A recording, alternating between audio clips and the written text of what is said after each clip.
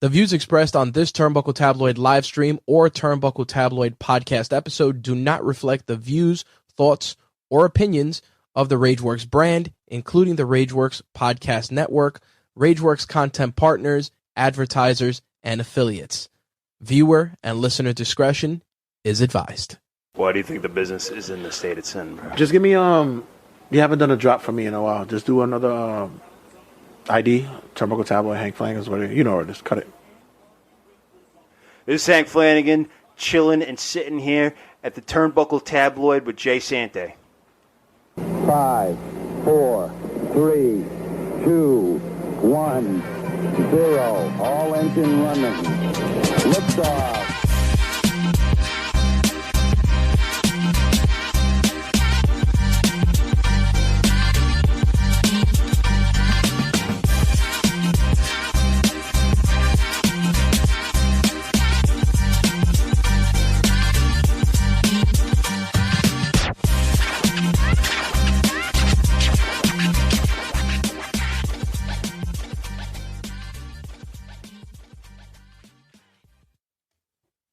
Time.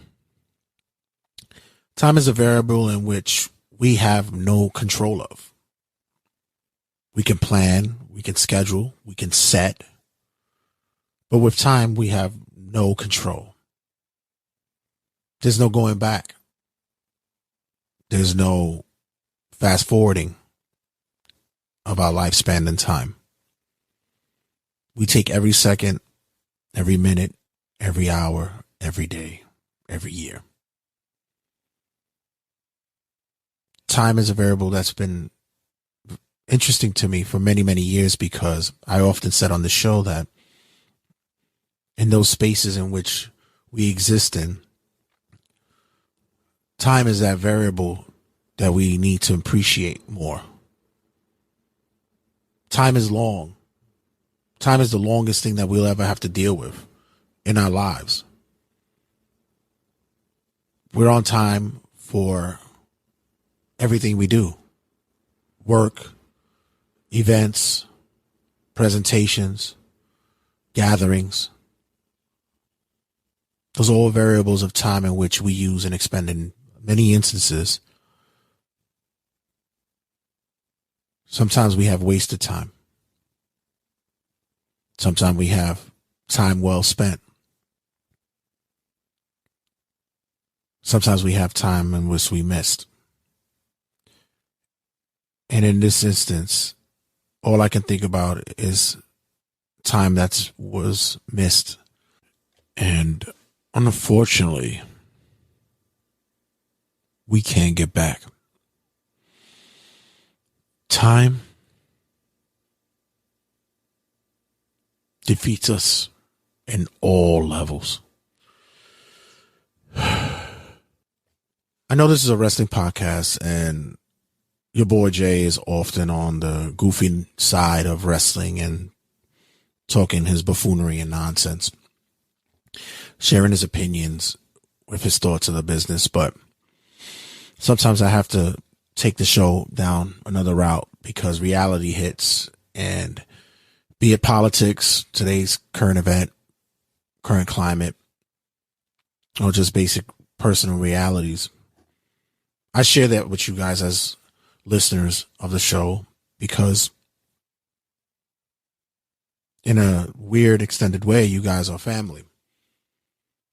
And I never want to hold anything back with you guys when it comes to my personal life as well. And in this moment, it saddens me to have to do this aspect of sharing because this past weekend, I lost someone who I should have been sharing more time with, and right now should be listening to me talk silliness about men in underwear and glitzy outfits and women wearing glittery pants and putting each other in weird holds and laughing at the silliness and my thoughts of a business which everyone deems as fake. But this past weekend, life got real in an instant. And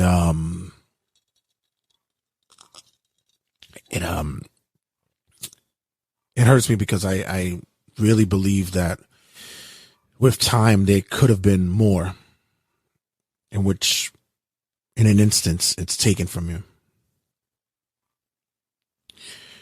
As many of you guys know, I am an only child with my mother on my mother's side, and what many of them don't know is on my father's side I have siblings.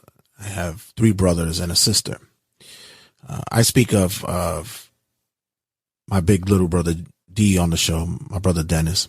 I call him Big Little Brother D because he's way taller than me. He's my little brother. And he's a big wrestling fan, and we often speak to each other and catch up and stuff. And he and I share our siblings on our father's side, also known as a sperm donor. And one of the siblings that we have was one who was just when someone says a breath of sunshine or lights up a room when they walk into it, she was that person. This past weekend, we lost our sister, Melinda. And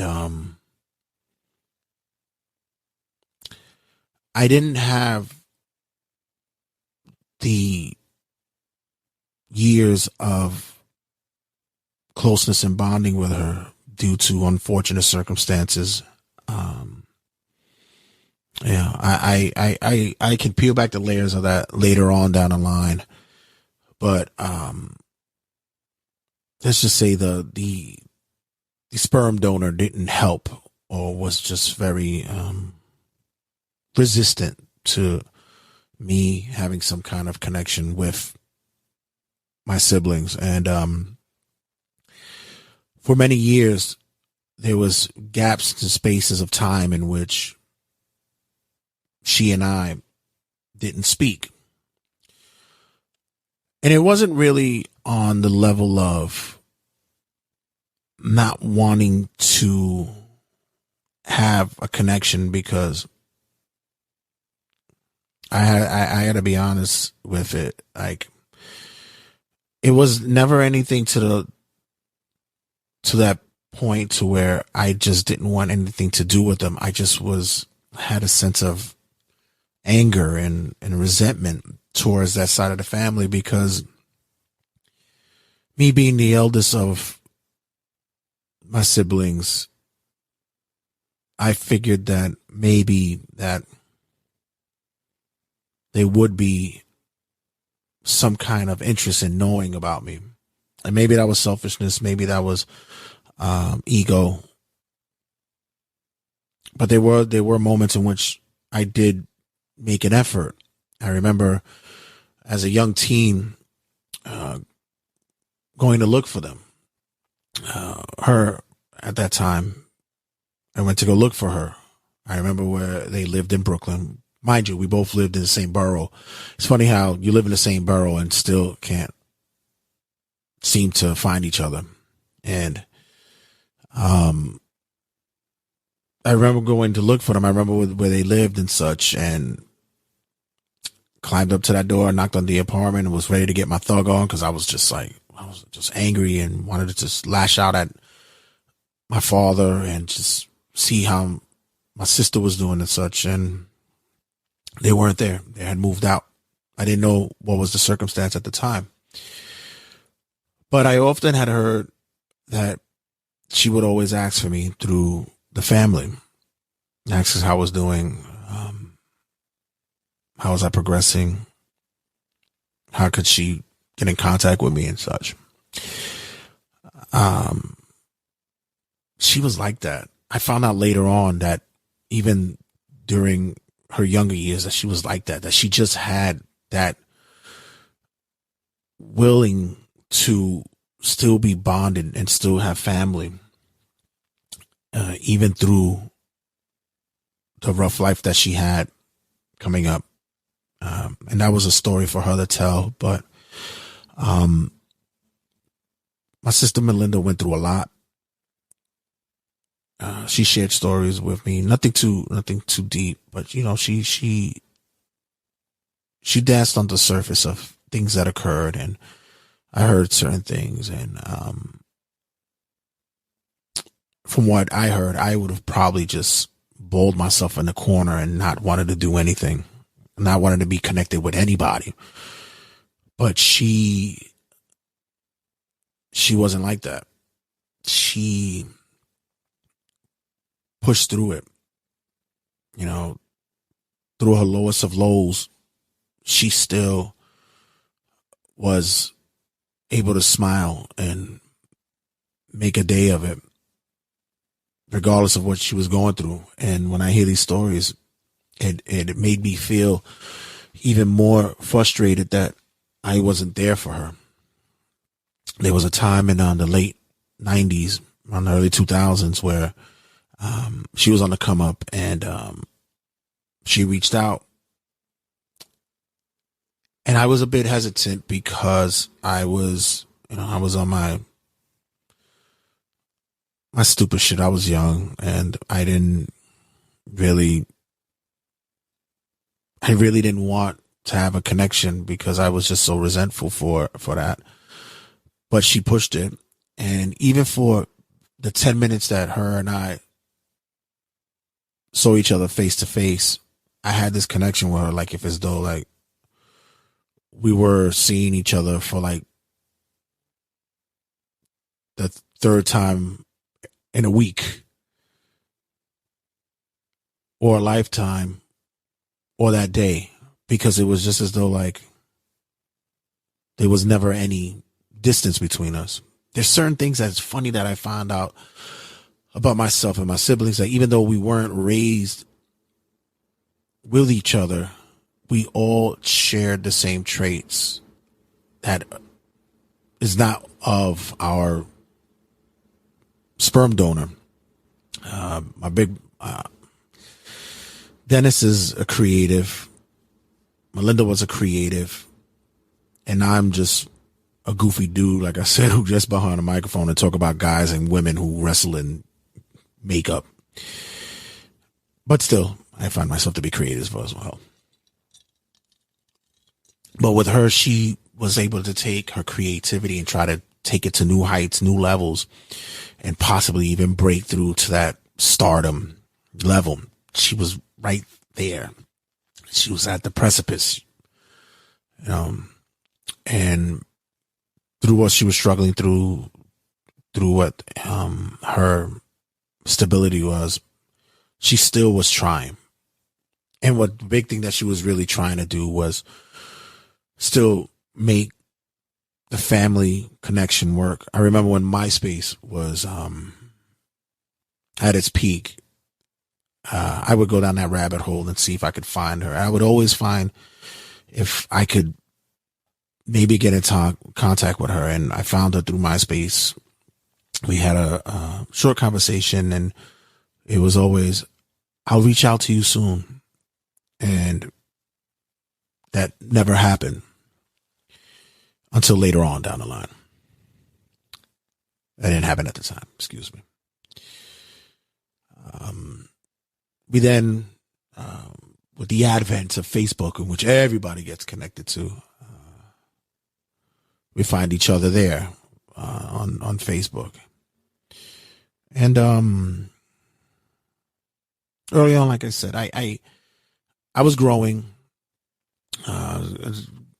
maturing more and more, and with the birth of super producer Selly, when Celeste was born, I wanted to have that ability to reach out to my father's side of the family. Hell, I even reached out to the sperm donor himself. And this is why to this day I call him Haley's Comet, because he comes like once every 70 years and shit. But I tried. But with Melinda would always seem to pop up and reach out at seems at the right time, when I was just at that moment to say, you know, F this, I'm not going to do this anymore. I'm not even going to try anymore. I'm done with this. She found a way to reach out and make a connection. And we would, like I said, pick up like we didn't have years between us. I had seen a post not too long ago. It was probably about 6-7 years ago. I saw a post that a family member had made on Facebook, which had a picture of our father there. It was around the holidays. Matter of fact, it was around Christmas time. And I wasn't going to let it slide. And I went on Facebook and I wrote this scathing, but yet poignant and respectful post about him. I wish I had it to this day because it's on my old Facebook page, but that's now gone. But the moment I posted it, within maybe a half hour, Melinda messages me. She asks for my number and she calls me. And with her sweet voice, she tells me I shouldn't have such anger and hate for our father. Yeah. And she had an idea that I wasn't really a religious person. I'm not a religious person. And, you know, she never pushed that, God will work it out. But she always put, there's always a higher power that gets us through it. And she says that even though, you know, with what she had gone through, that she still loved him. And I told her, I said, you're a way better person than I am, because I don't think I would ever be able to find that again, if I ever did have it. But with that, she was a prime example of finding a light in darkness. And sure enough, she did. She brought up me connecting with our little brother, which is Dennis. You know, and I had to go early on, a few years before, and I was like, I don't know, because, you know, I tried, and it seems as though that he wasn't really open to that connection. And she's like, no, like, you know, please, you know, for me, give it a try. You know, I'll tell him that, you know, I'll give you a number and you could he'll give you a call. And sure enough, she made it happen. And to this day, my brother and I have a great relationship, and we speak to each other often. And that's the kind of person that she was. She was that person that through it all, she wanted to build that bond and connection with the family. I even hear from my cousins and stuff who talk about, when they speak to her, how it's just a glowing sense of love and her just enjoying those moments that she was having with them. Myself, whenever she and I would speak, it was once again like we were just talking the other day. She I remember just hearing her laugh at just this stupid stuff that I would say, the chisme we say in Spanish, the jokes. And her just loving the fact that she was able to have this conversation with me. Like, if it was just like, it almost felt as though like she was speaking to, you know, a person of high positions in life. And it was just like, no, it's like, we're family, baby. But she always made it seem like I was such a big person in her life. And I really wish I was, because I wasn't there as much as I wanted to be. I wish I was there to protect her from a lot of stuff that was happening to her through her life. I wish I was there for when she was at her lowest. A big brother is supposed to be there for his his little sister, and I didn't have that opportunity, but she never held that against me. When I had that sense of resentment toward my family of that side, she never held that against me. And she was such the bigger person for that.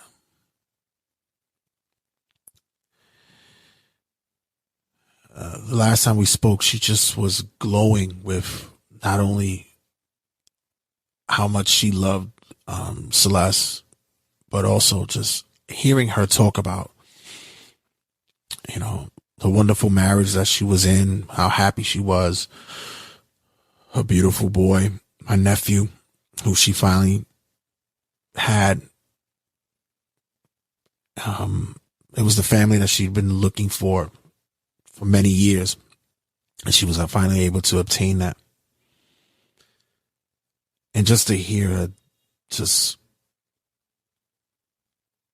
you could feel the smile go through the phone when you speak to her, and she was just so excited to the possibility of everybody just meeting up for a family reunion and such, and meeting up and everybody just sharing stories and having a good time. She was so looking forward to that.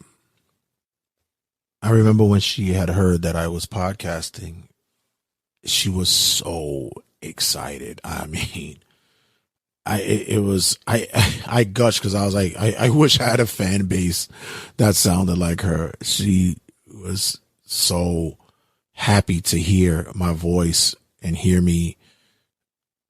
Even I could have been reading the phone book and she would have thought it was something that Marconi would have loved to hear coming out of a radio or something, because she gushed over it greatly. And she was just like, I'm going to tell so many people about this. I'm going to tell my brother. Ooh, you don't even know my. She always made me feel better about myself. And this comes from a guy who has a really low self-esteem in certain areas. But when it comes to what I really feel down about myself, she always made me feel 100 times better. I laugh because I remember when she first heard my voice on the podcast, she goes, "Oh, I didn't even know that was you with your deep, sexy voice." She goes, I got girlfriends up here who's looking for a man. She said, I'm gonna start showing them pictures of you. I'm gonna get you hooked up. Yeah, that's how Mindy was, man. The last time we spoke, the last time we were to speak, I was sleeping and she called me and I didn't hear the phone. I texted her, "Hey sis, sorry I missed your call. I was sleeping. I was knocked out. But give me a call later when you're free, when you get out of work, and we'll chop it up. I love you more." And she says, "Will do. I love you." And that call never happened. Never got to get that call. And it's not because, it's not because you just didn't want to. It's because it's life. You had a lot of stuff going on both ends. Because you always think time will always be there. You think time will be available. Time will always fix itself to give you those moments you want. Those moments that you've been waiting for. And with that, time could be cruel and just take that away from you. I often said that I hate life because life takes away beauty, happiness, satisfaction from you. Life doesn't do that. The individual does. I resent and I hate death.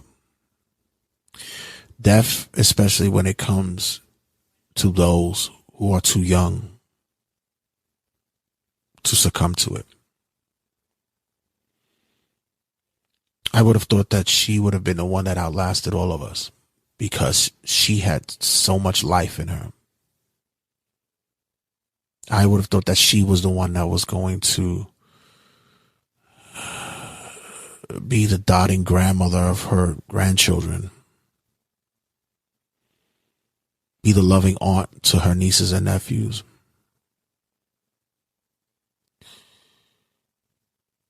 be the loving and caring sister and daughter to the family, and then be that wife who was with her husband for many, many years until they both went out together. Her candle went out way too soon. That flame was just blown out in an instant. If you're listening, Drew, my nephew, just know when mommy spoke to me,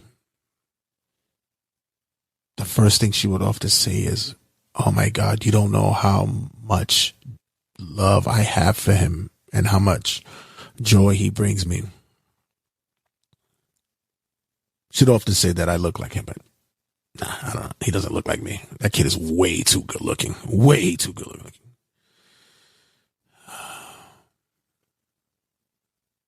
And to your husband, Jeremy,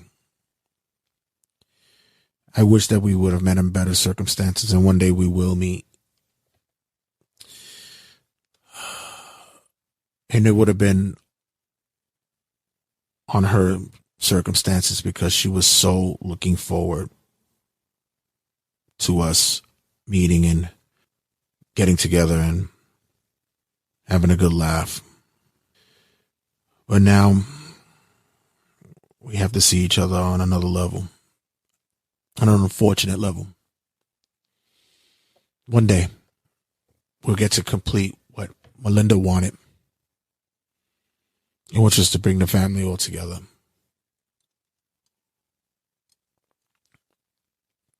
Before I close this, I want to say thank you to her, because without her, I probably wouldn't have had the ability to connect with our younger brother, our wonderful sister-in-law, and our nieces, who are just a shining example of our family, of our mixture of not only cultures, but blending of everything that comes through with what true love really means.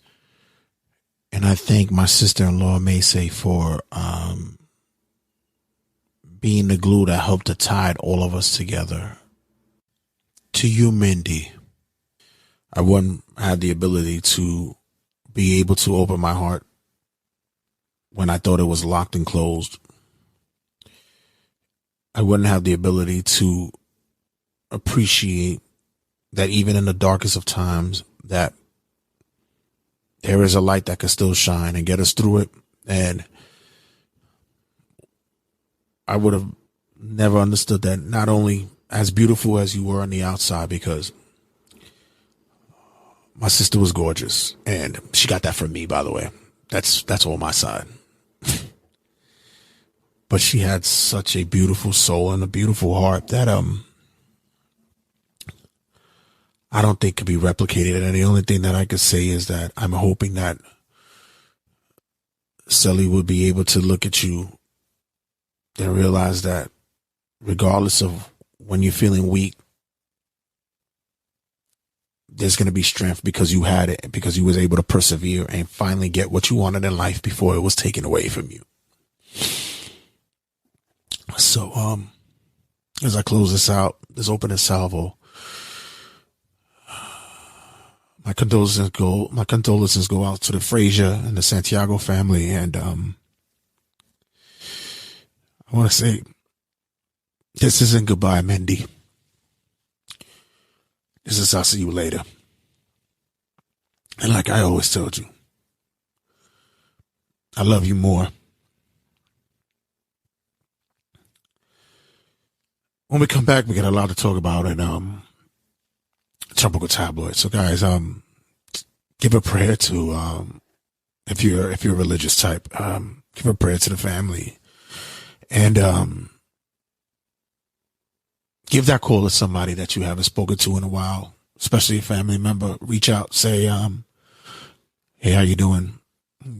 Just checking in, and tell them I love you. We'll be back in a second. What's up, everybody? It's Brad Williams, and you are listening to Turnbuckle Tabloid. Give me that fucking mic! Turnbuckle Tabloid, cutting a promo. What the fuck is going on in AEW land? Cutting a promo this week is discussing about the great announcements. AEW collision with the WCW Monday Nitro colors. Loser. You can't even fucking come up with your own fucking color scheme. Oh, I get it. It would draw eyes to the product because of the old school wrestling fans. No, that's not who you want to target. The targeting fans you want to get is newbies. And the old school wrestling fans will be the one who, I don't know, respect old school wrestling. And I'll share more to that in a minute. The AEW Collision show was supposed to be a show that will be the return and the redemption of CM Punk. The June 17th show is basically a platform to have Punk return and I guess be a launching pad to boost numbers because he's there. The show is supposed to be or has been scheduled to be in Chicago, and seems as though that the planning that they've had going from here on out is to build that as a CM Punk show and a roster split. Right now, as of this reporting, we've been seeing that the show has been boasted to be that, and then came to the network upfronts, the upfronts that they had, which is a Universal Media event. They pulled CM Punk from the flyer, and no announcement of him possibly being there. Now, for the most part, people will sit there and say, this is all a work. You know they working you, right? Yeah, this is all a work. Would love it to be a work. Need it to be a work. Want it to be a work. Should be a work. But too many variables are being involved for it to be a work. Like I said in previous episodes, we can't have works anymore in ring because everybody's smarting up, right? So the big work is to do the work behind the scenes. Now, the conversation that's happening is the fact that after the all-out media scrum and extravaganza that came after that, in which CM Punk and the Elite and they still have problems, was that they need a cooling off period.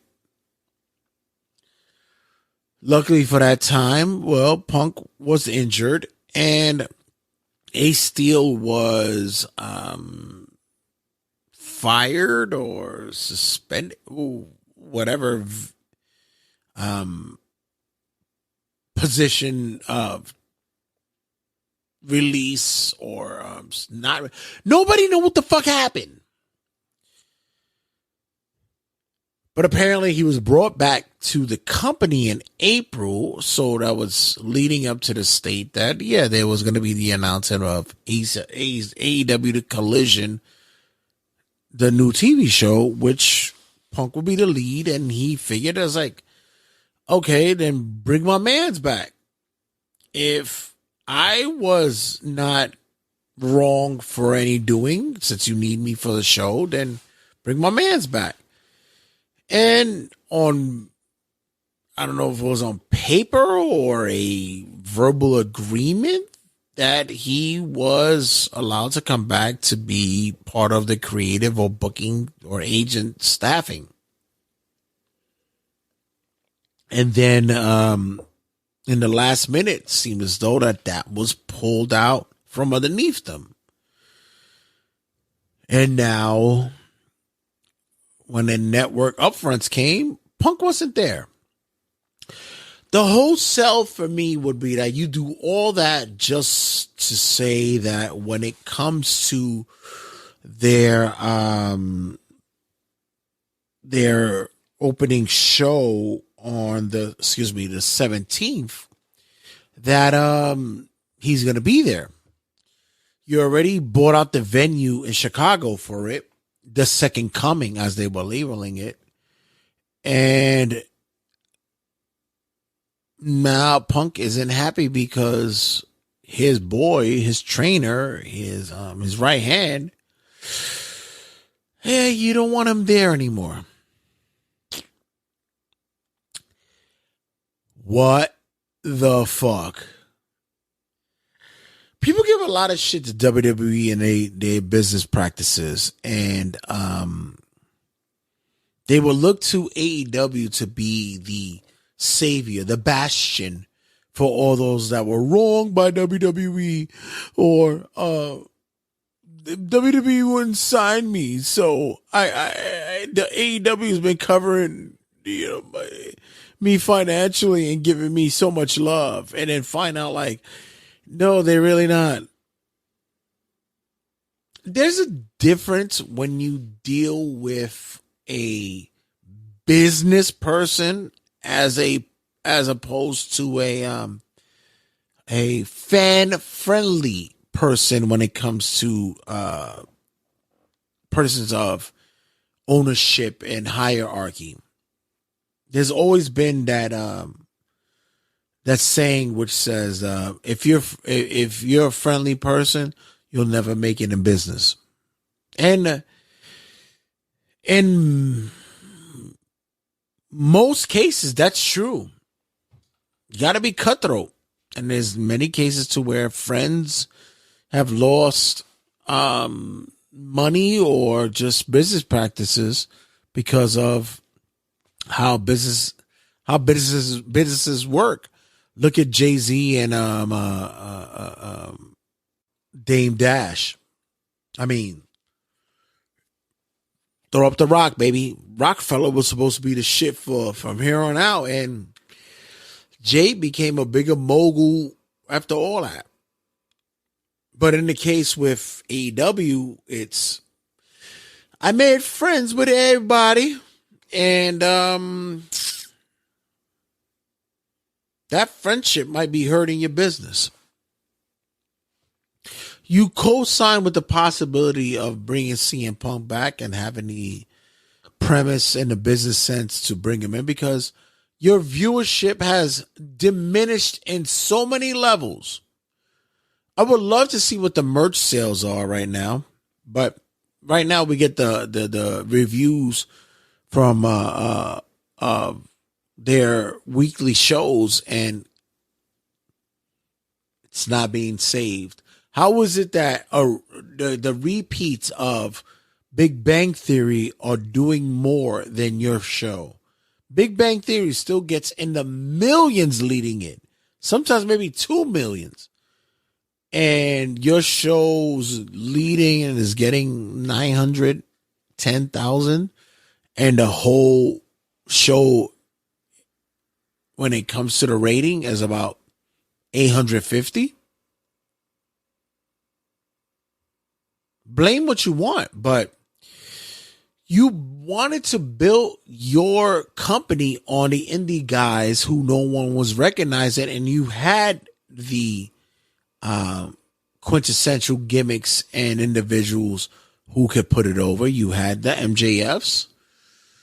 You had the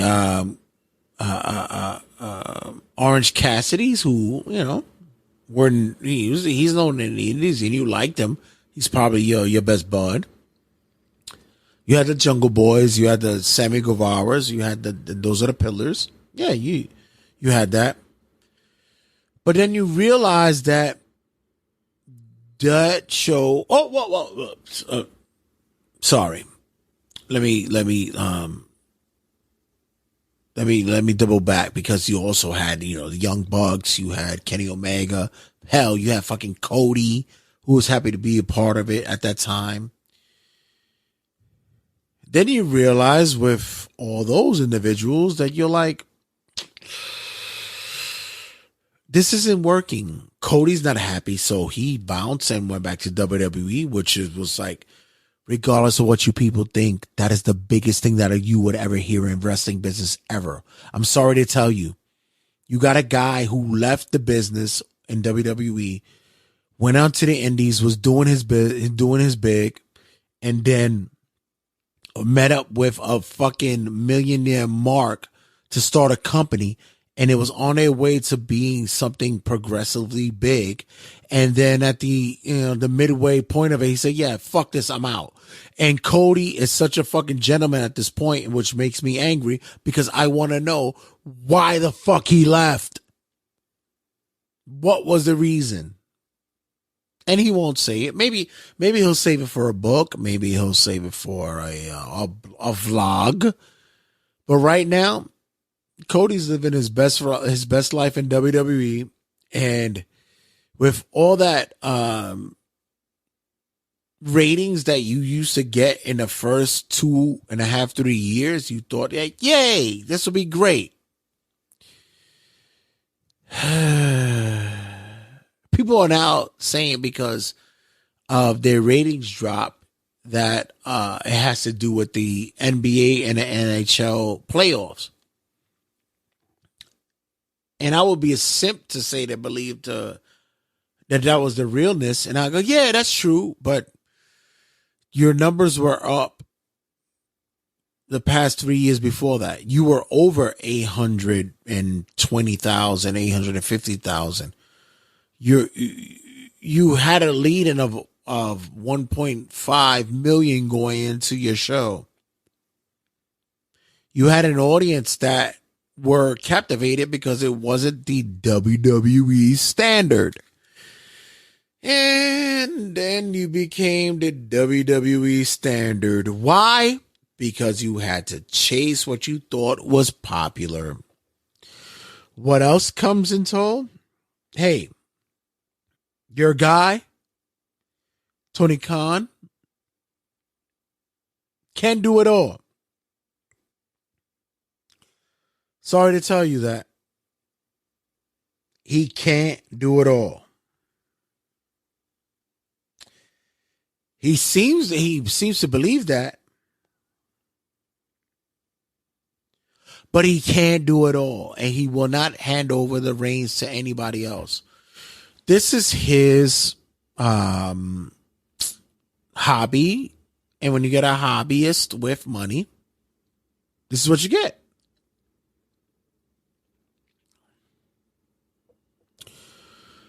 I'm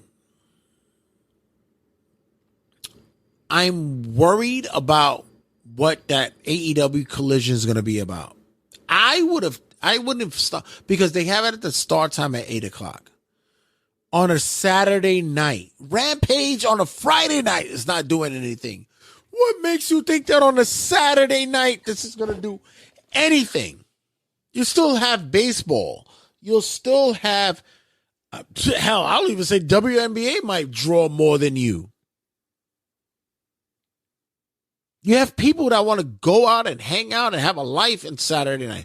What target audience are you looking for on a Saturday night at 8:05? I would have said if you'd have did the classic 6:05, maybe 6 o'clock,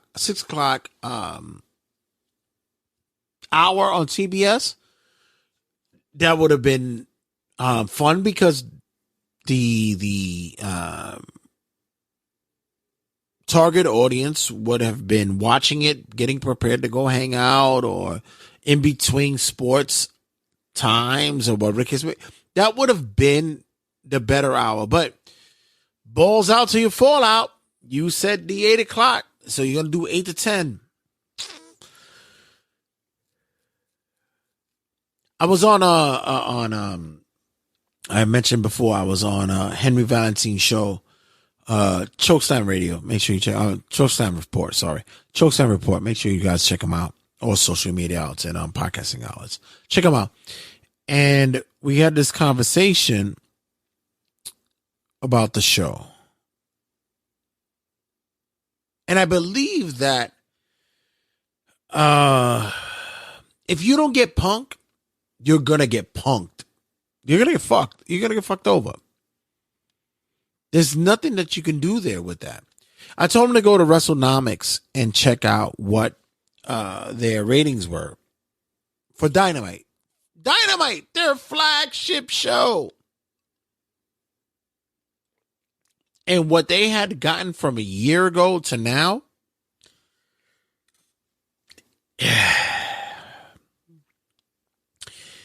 you really need to realize that the wrestling fans are fickle.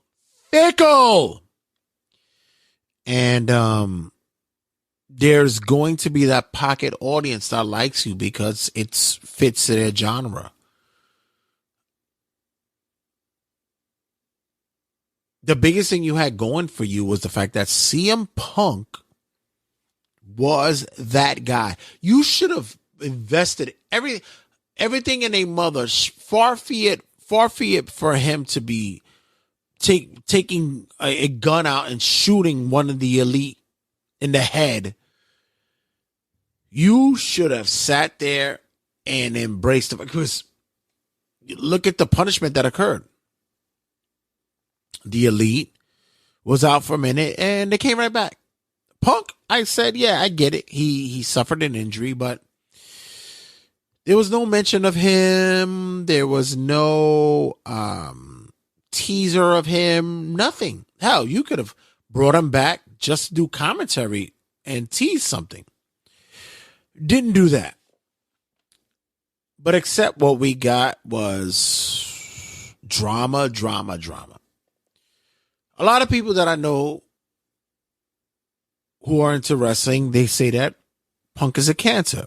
I think he's a lymph node. Maybe a slight tumor. A cancer? No. What he is a draw. And he's money. And he can bring in money. Ratings have proven it. I'm not telling Tony Khan to bend the knee and kiss his balls for him to come back. Because, yeah, Punk could be an asshole. But in reality, when you look at the situation that transpired, the only thing that I could say wrong that he did was that during the scrum that he put business out in Front Street. And I think that was bullshit. He shouldn't have done that. But what transpired afterwards was like, is that how business is done? Especially if you're an EVP? Is that how you do business? Rather than just wait until a Tuesday, have a board meeting, have a conversation with Punk and say, hey, what you did wasn't cool. Nah, what we did was we started knocking doors and trying to act like we're tough guys until you got your ass whipped. Tony Khan is afraid to lose the talent that brought him in. And I say, why? And I answer, I don't know. Young Bucks is about to be outdated. Kenny's is out the door because of injuries. Although he's the big draw, ratings have shown when he does singles matches with El Hijo Va Kingolingo, whatever the fuck how you pronounce it. And I'm Spanish, I can't even pronounce it properly. Or with Moxley, he draws, but what happens when he's with the rest? Orange Cassidy doesn't fucking draw like you think he would. He opens up the show at fucking 700,000 plus people. Tony Khan needs to realize that the business that he wants to make, it's not going to happen.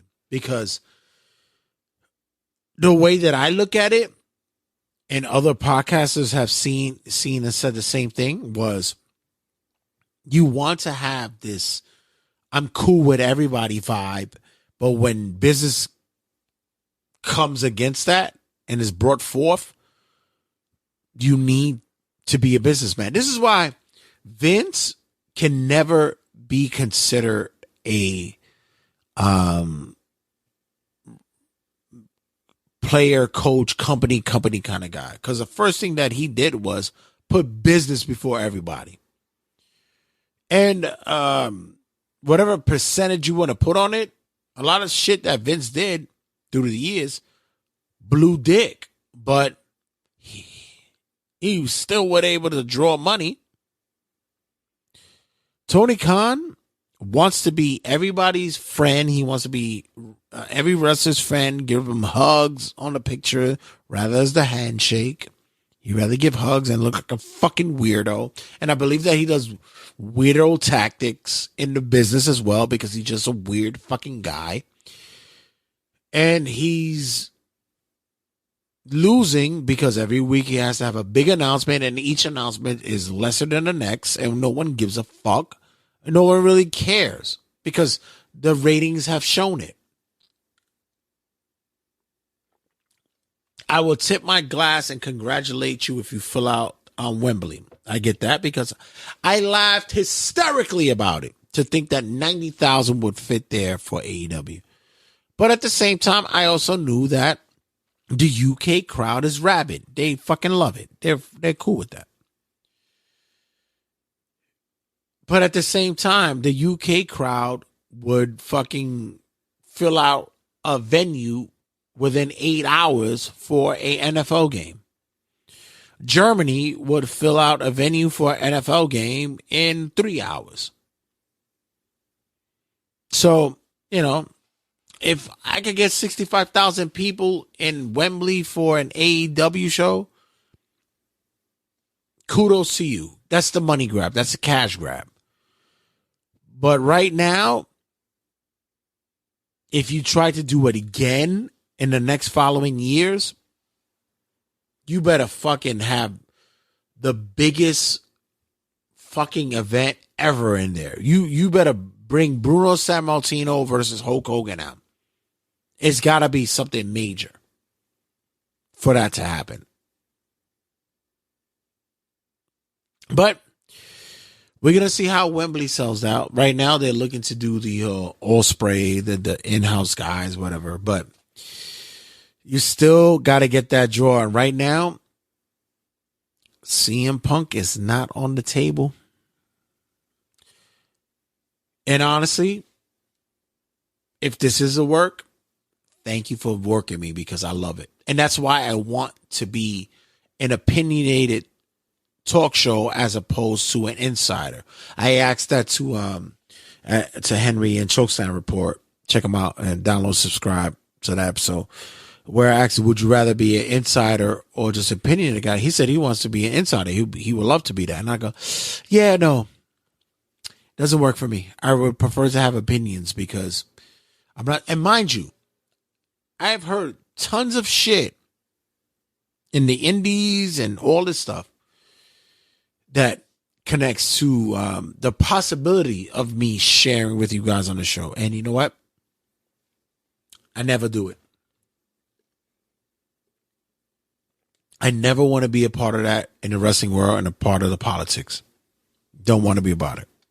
I enjoy hearing the stories. I enjoy making the connections, but to be an insider, nah. I'd rather hear other people's stories and have opinions on it. And in this case, if they can't solidify Punk's new contract when it comes to that Collision show, which it's going to be a fucking disaster. I'm telling you right now, the first the 2 days might get a draw. After that,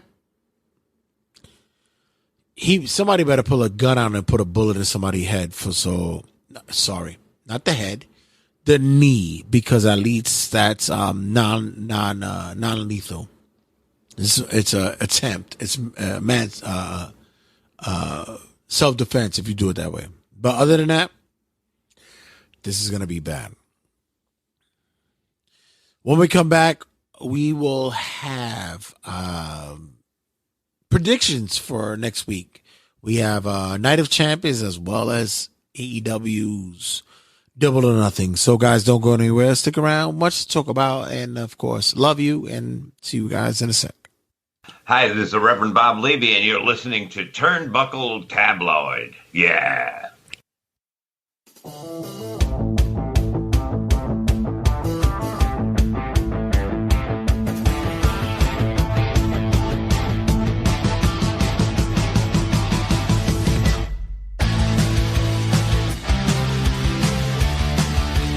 Do it on the Tuesday night. Usually when you see me come up on the show on a Tuesday night, that means I'm off of work. So for this week, we have 2 big shows that are coming up. And are anyone out there excited for these shows? I mean, let's be honest here. Night of Champions is pulling up. And between you and I'm not a big Saudi Arabia viewer. I don't donate to that blood money nonsense. So yeah, I know WWE has always been involved with certain shenanigans and buffoonery and all, but in this day and age, the blood money stuff, I'm not going to say I'm too keen on that. And on AEW's Double or Nothing, got to say that the build-up for this card has not been to my liking. So if you guys want to chime in, jump in the conversation, make sure you check us out at our phone lines. Is 315-371-4367. That's 315-371-4367. Like I said, just a quick prediction show as they do in the rounds in the podcasting world. Night of Champions is building up to be, I guess, the Night of Champions, because every belt is on the line, right? Except for one match that's on the card. We have tons of build up. We had a tournament that was leading us to a new world title. We have there's 2 matches that aren't billed as championship matches. But we have tag team title match with interesting participants in it. We have a intercontinental match that was possibly predictable, but we shall see what the outcome is. We have a strong buildup of a women's match for the SmackDown side and for the Raw side, actually, and a not so strong buildup for the women's side. Yeah. So let's start it off with the not so strong buildup for the SmackDown women's title. Got Rhea Ripley versus Natalya, which, by the way, isn't Rhea still on Raw? Why are we still having this match titled a SmackDown titles match when both the women are from Raw? Yeah, that's it's pretty lame. I don't know how they're gonna figure that one out. But we got Rhea Ripley versus Natalya for the WWE SmackDown Women's title, and do we really think that Rhea's not walking out of this place with without the title? Natalya's there because she's already has history in that building. She's recognizable. She's known with that fan base, and let's give her a shot, right? Yay! So Natalya's not winning this. This is just not going to happen. I'm going to call Rhea Ripley the winner here. We then get Bianca Belair versus Asuka for the Raw Women's Championship, which, c'est la vie. Both these women are on SmackDown, but defending a Raw title. Right. This was actually a better build-up. I am enjoying the Asuka heel turn, as they would say. And Bianca is, I think she's wearing out her welcome with the fan base. I don't understand why. I don't see it. Fans get fickle after a while. She's been dominating. She's been tearing it up, going down the line. She's been the modern day champ. Record on the line. Which, by the way, I think Moolah is the old school standard golden age champ. I think Moolah had the belt for like 6 years or some shit. But in any case, I think this is actually going to be a solid match. It's going to be I've actually pulled for it to be the better match that they had in Mania. So with that, I am going with Bianca to take it here. But wouldn't be mad if Asuka pulls out the win. We then get Gunther, your Intercontinental Champ, versus Mustafa Ali. Come on. Muslim wrestler pulling up to Saudi Arabia, not going to challenge for a title. Who didn't see this coming? It's like them knowing they're going to India, they're not going to put the tag titles in the sheer one way along the line, right? It's got to happen. Got to get that fan base up. So, Gunther versus Mustafa Ali. Ali's a really solid performer, great worker, and he's gonna bump the shit all over the ring for Gunther. But on this night, I don't see him pulling up here. What's good, people? What's good? What's good? And yes, Asuka with the spicy mist, ladies and gentlemen, for the spice. Gunther versus Mustafa Ali. Gotta say Gunther here. They're gonna make it seem as though that Mustafa Ali is gonna put up a fight and do some high flying maneuvers here, but come on, Gunther gets the win here. We then get Kevin Owens and Sami Zayn versus the Bloodlines, Roman Reigns and Solo Sikoa. We thought this would have been a Usos rematch, but we didn't see that. Now we got Roman and Solo going for the titles. Owens and Sami are making their first appearance in Saudi Arabia, seeing as though that tensions have been diminishing with the Syrian and Saudi Arabian countries. So what better way to do that than just show up in Saudi, right, Sami? I am going to say I do not believe that there will be any case that... honestly don't believe that there'll be any case that Sami and Kevin, who also makes his first appearance on the Saudi show because he supported Sami, will fly to Saudi Arabia just to lose. I think both these men would have rejected that call. And I don't see it happening here. In fact, I think there might be some shenanigans going on in which the Usos might play a part in the Bloodlines team losing. So check that out, right?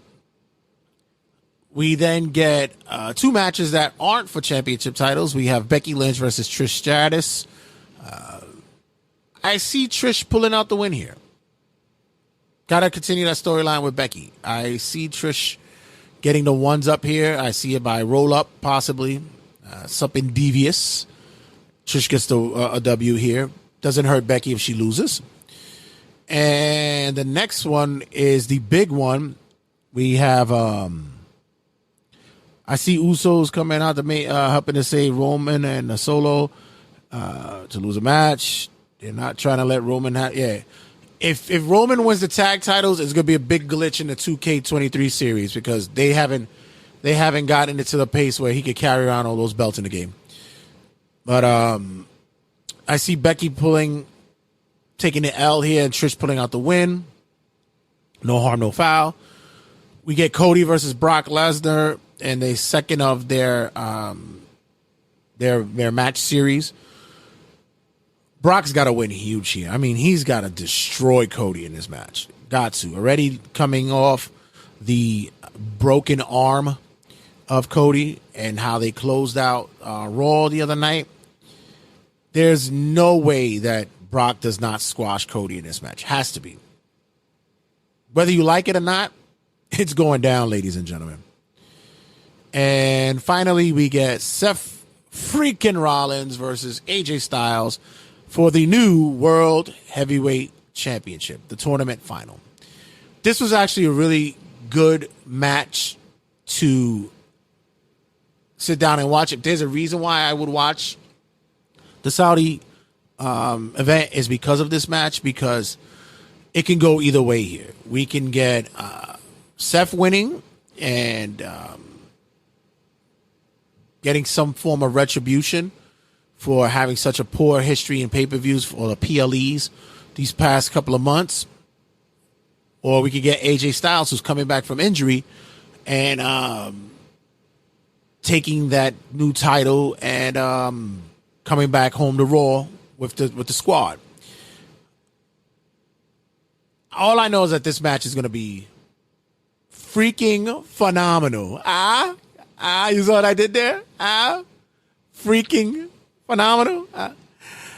Okay, so with that, I'm going to say that I'm going to say Seth takes this one here. Has to take it here.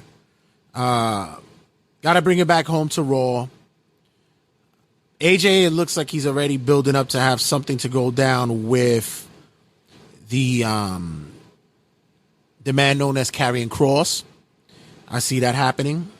I see that as a problematic situation.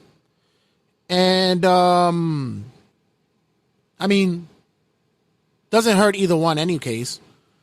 I also see that, shout out my boy Dave, Big Dave. That's the one who's probably. I can't see your name on the message board on StreamYard because you got to click on the link for it. But yeah, Dave is a big wrestling fan. We've known each other for years, since children. Yeah, I'm taking Seth on this one as well, fam. I have to see that he goes down and becomes their new champ. He's got to put that in their legacy of his Hall of Fame career.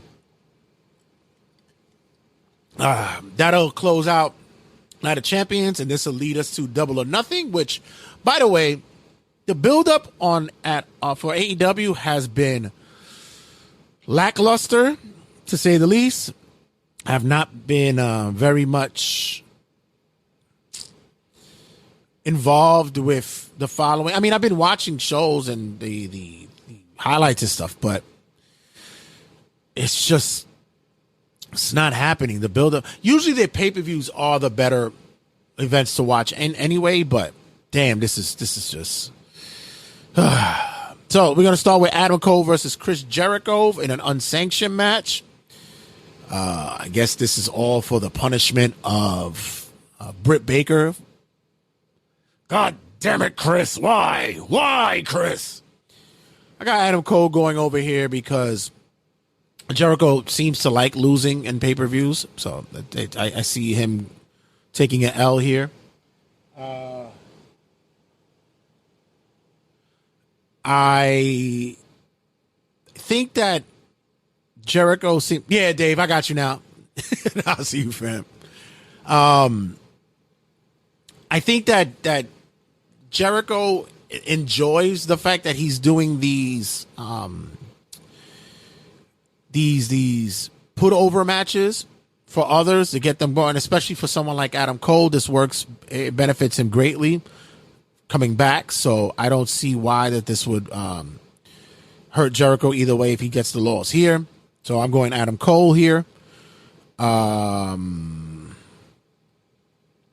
once again, AEW finds a way to have these matches, and with these matches, the unsanctioned matches just to get that rabid audience going. You know what I mean? Next up, we'll get the 6-man tag match with Ethan Page and the Guns versus the Hardy Party, Isaiah Cassidy and Matt Hardy. Oh, Jesus Christ. Is this going to probably be the first time that I watch a Hardy match and not give a shit? Probably not. But, I mean, they're almost going out. It looks like they're going to be put out to pasture sometime soon. Matt is moving slow as shit. Jeff is, it's almost like you're waiting for him to implode again. I'm going to say that I think that Ethan Page and the Guns win here. Jade Cargill versus Taya Valkyrie for the AEW TBS Championship.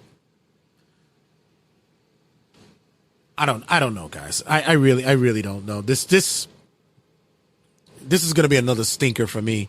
The last one didn't do anything for me. This one is just going to be just as bad. Taya Valkyrie wins here and Jade finally loses. I'm assuming.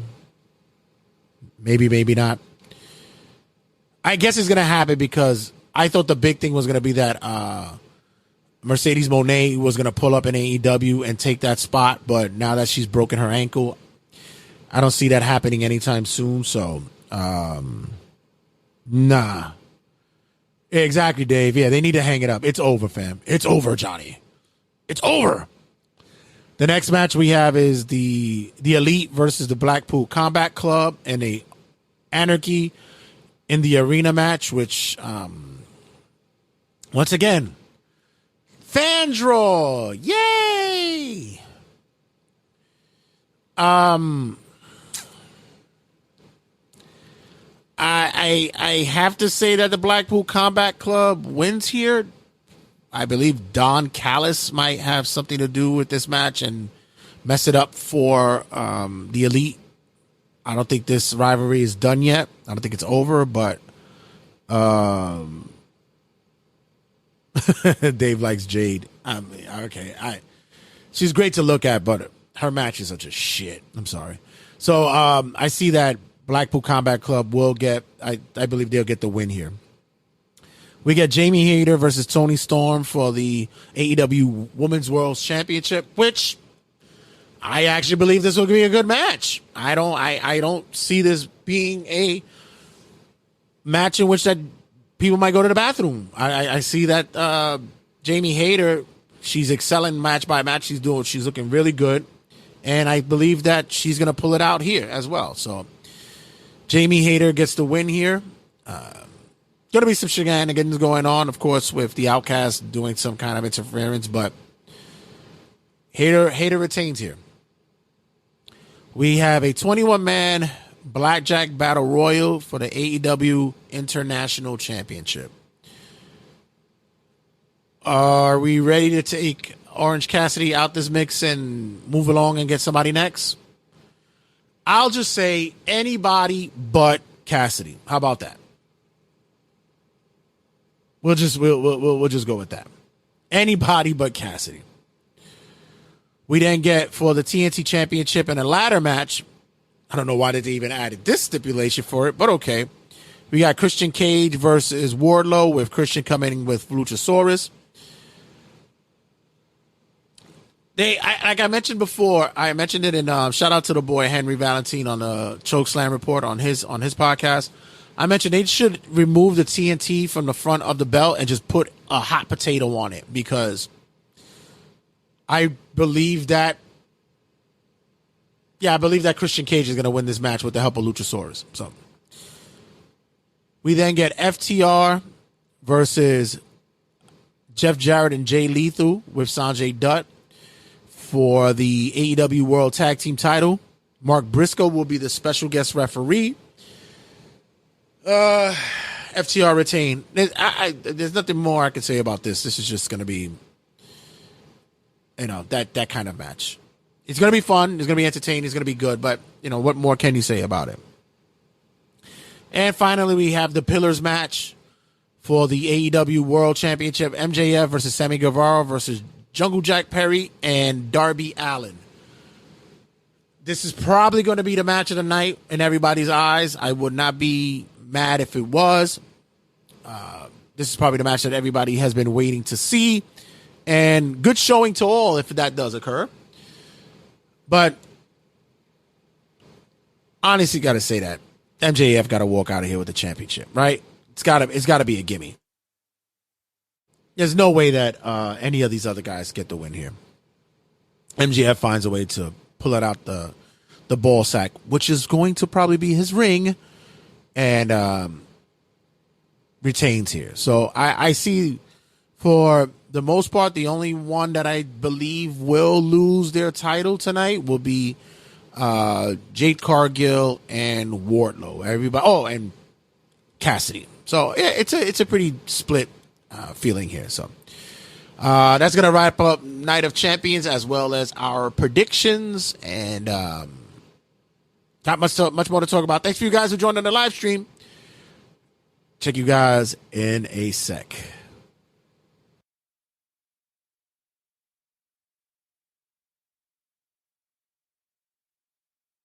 Blackpool Combat Club will get, I believe they'll get the win here.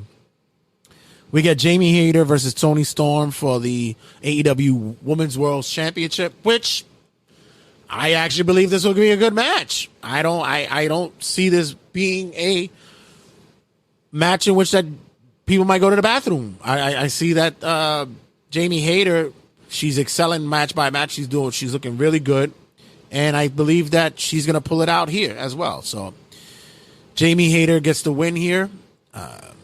Gonna be some shenanigans going on, of course, with the Outcast doing some kind of interference, but Hayter retains here.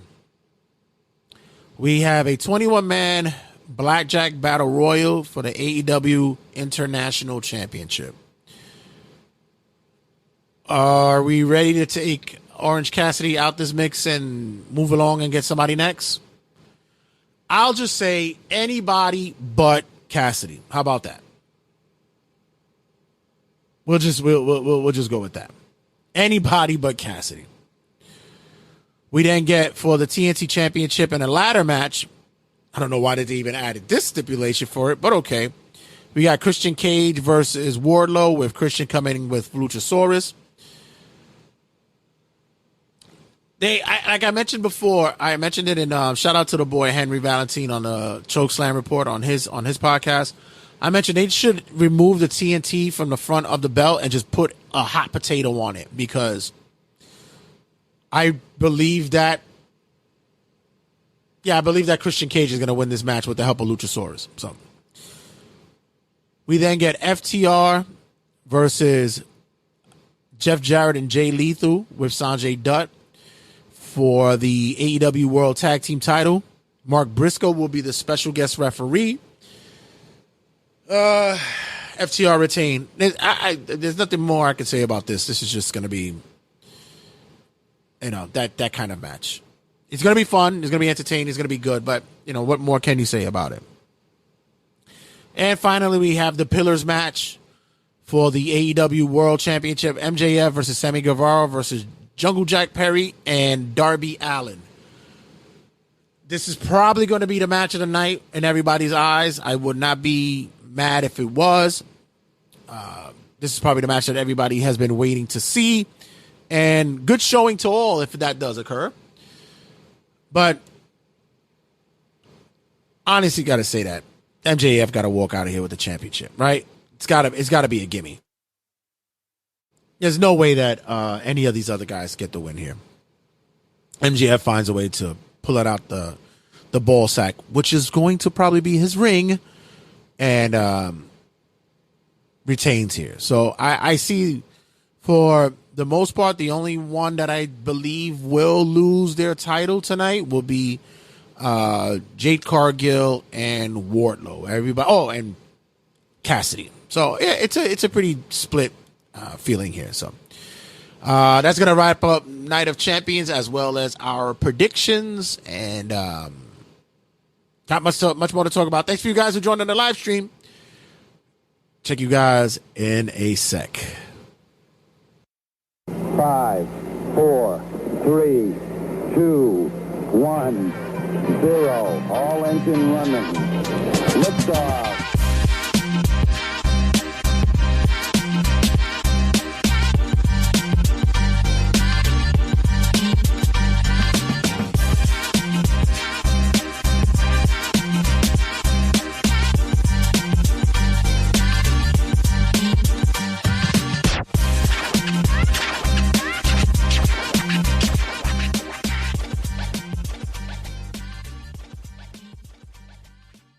Turnbuckle Tabloid.